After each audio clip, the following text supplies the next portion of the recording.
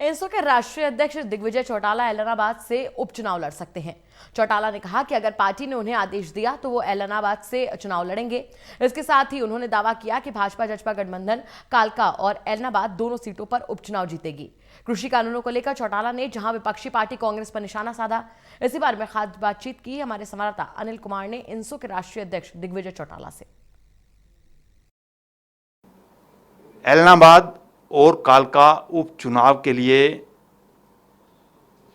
भाजपा और जजपा गठबंधन की क्या तैयारियां हैं, इससे मेरे साथ हैं इंसो के राष्ट्रीय अध्यक्ष दिग्विजय सिंह। इनसे जानते हैं। एलनाबाद और कालका का जो उपचुनाव है, ये दोनों ही ऐसी सीटों पे हो रहा है। कालका जो कि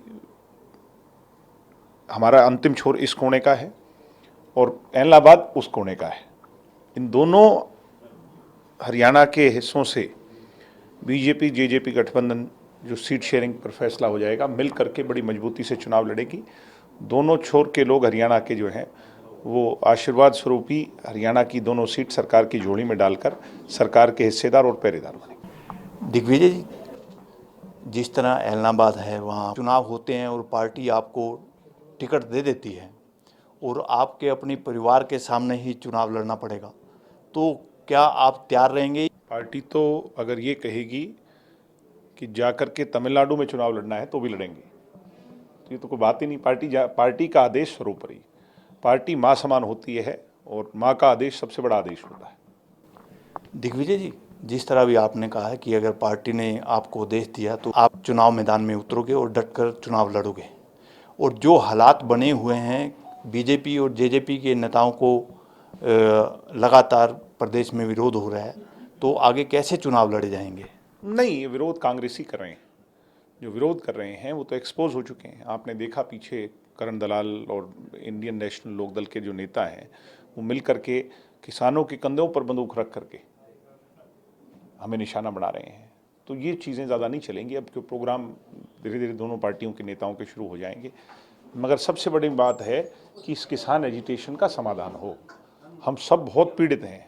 हमारे मन में इस बात की बहुत दुख पीड़ा वो है कि ये इतने दिन से हमारे भाई जो सड़कों पे बैठे हैं, ये ठीक नहीं हो रहा जो हो रहा है। दिग्विजय जी, जिस तरह आपने बताया कि आप किसानों को लेकर चिंतित हैं और आप चाहते हैं कि जल्द समाधान हो, तो आपके बड़े भाई उप मुख्यमंत्री हैं, क्यों नहीं आगे बढ़ के पहल करते ताकि किसानों की समस्या ने कहा कि दुष्यंत जी पहल नहीं कर। दुष्यंत जी तो हर मौके हर बात केंद्र की सरकार में बैठे लोगों से कर रहे हैं। हमारा कोई नुमाइंदा पार्लियामेंट में नहीं। जब इसके लिए वोटिंग हुई तब हम वहाँ नहीं। इसको बनाने वाले हम नहीं, इसको हटाने वाले हम नहीं। फिर भी हम प्रयास कर रहे हैं, क्योंकि हमारे पीछे जो फोटो लगी है चौधरी देवीलाल जी की, ये जिम्मेवारी है हमारे पे। अब विरोधी टांग खींचने के लिए या दुष्यंत को सत्ता से बाहर करने के लिए वो कुछ भी कहें, उसका ज़्यादा फर्क नहीं पड़ता। दिग्विजय, जिस तरह भी आपने बताया कि उप मुख्यमंत्री दुष्यंत चौटाला प्रयास कर रहे हैं, तो ये फिर किसानों और सरकार के बीच में जो गतिरोध बना है कैसे समाप्त होगा? गतिरोध सिर्फ एक बात का है। अब ये मुद्दा समाधान नहीं बल्कि ईगो पे आ गया, और जब मैं की बात हो जाए ना, भाई मैं नहीं झुकूंगा और मैं नहीं झुकूंगा, तो उस चीज का कोई समाधान नहीं होता। आज लाखों लोग बॉर्डर्स पे बैठे हैं, हजारों लोग बॉर्डर्स पे बैठे हैं। वो अपनी आस और उम्मीद, अपनी जिम्मेवारी देके किसान नेताओं को आगे कर बैठे, भाई तुम हमारे जिम्मेवार हो, फैसला लो। ऐसे ही लाखों देशवासी जो है, जो इस बात से दुखी हैं कि किसान सड़कों पे हैं, वो आस और उम्मीद बनाए हैं सरकार से। दोनों पर आस और उम्मीद है, दोनों को आस उम्मीद पर खरा उतरना है।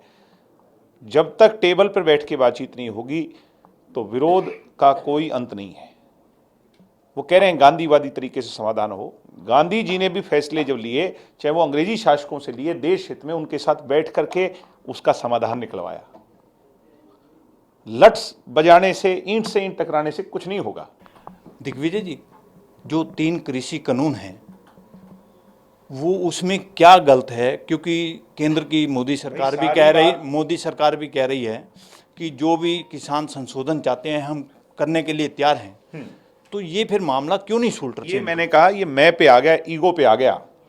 जब सुप्रीम कोर्ट में बात चली गई, सुप्रीम कोर्ट ने कहा कि मैं इसको सुप्रीम कोर्ट इसको स्टे कर देता है, इस पर कमेटी फॉर्म कर देते हैं।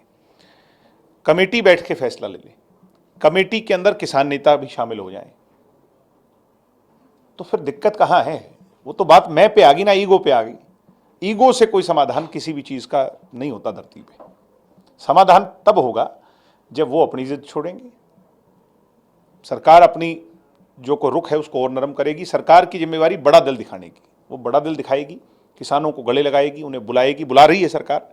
वो जाएं, बैठ के बातचीत हो, एक दिन नहीं, 2 दिन नहीं, 10 दिन में कहीं तो कोई समाधान तो होगा ना। मगर सिर्फ विरोध करने से, रैलियां करने से कोई नेता तो बन सकता है, मगर इन 3 कानूनों का समाधान नहीं होगा। ये थे मेरे साथ इनसो के राष्ट्रीय अध्यक्ष दिग्विजय चौटाला।